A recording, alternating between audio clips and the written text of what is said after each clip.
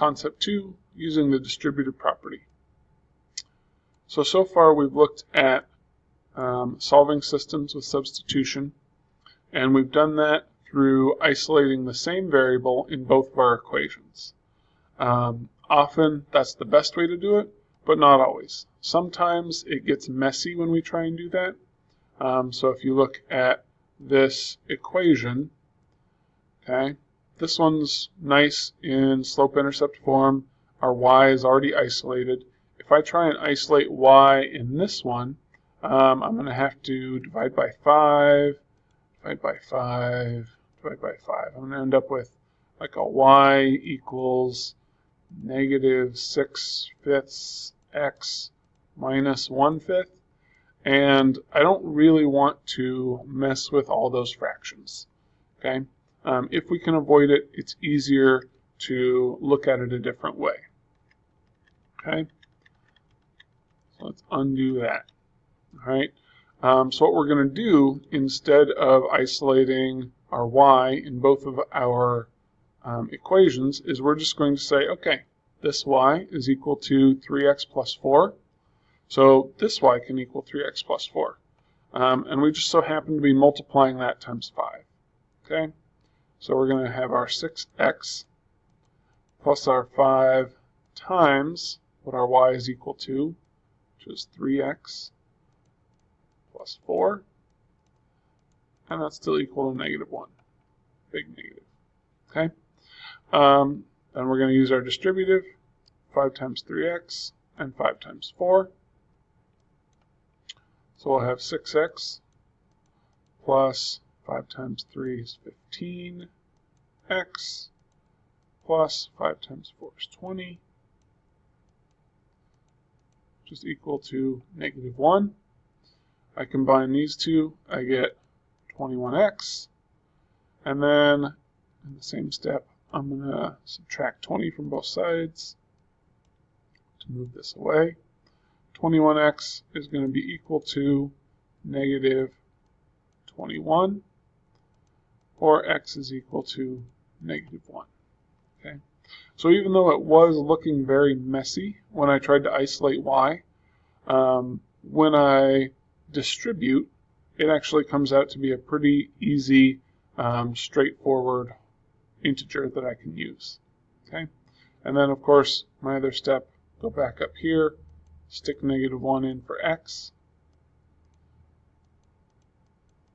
and I have y equals 3 times negative 1 plus 4, or y equals negative 3 plus 4, or y equals 1. Okay? And even though I had a really messy equation, my answer is actually just negative 1, 1. Okay? So, distributive property can save you a lot of time, a lot of steps, but there will be times where we have to deal with fractions. Okay? And sometimes we have to deal with messy fractions. All right? Whenever you're looking at an equation that has fractions, okay, the easiest thing to do with it, okay, the first step you should make is to find the common denominator, and if you've just got one fraction, that's just the denominator, and multiply every term by that denominator.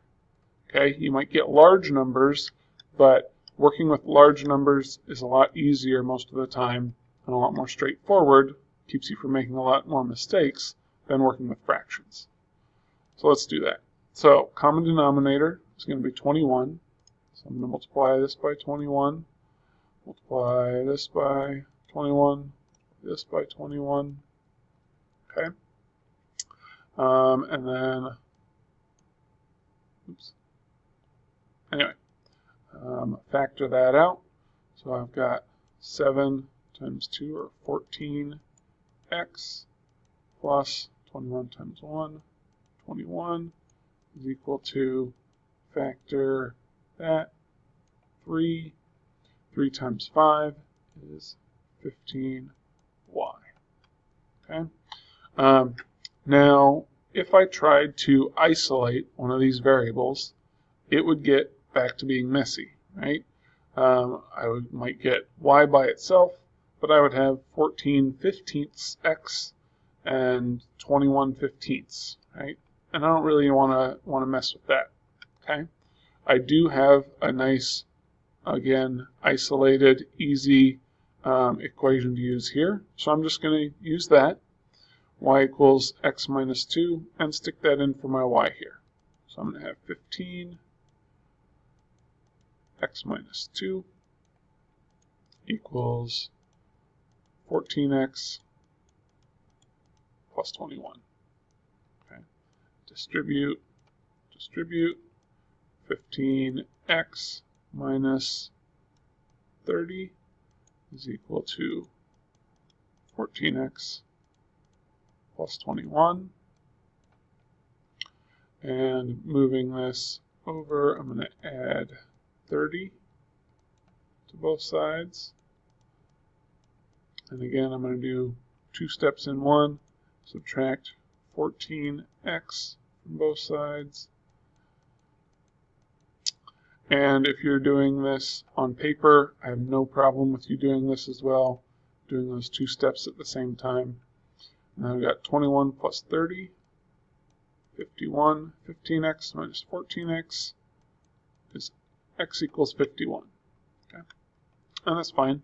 I'm definitely not going to mess with trying to stick it back into this equation, or even this one. I'm going to go ahead and do the easy equation right here. X is 51, so I plug in 51 minus 2 equals y, or y equals 49. Okay? And my answer would be 51, 49. That's where these two equations will cross. That's the solution that both of them have in common.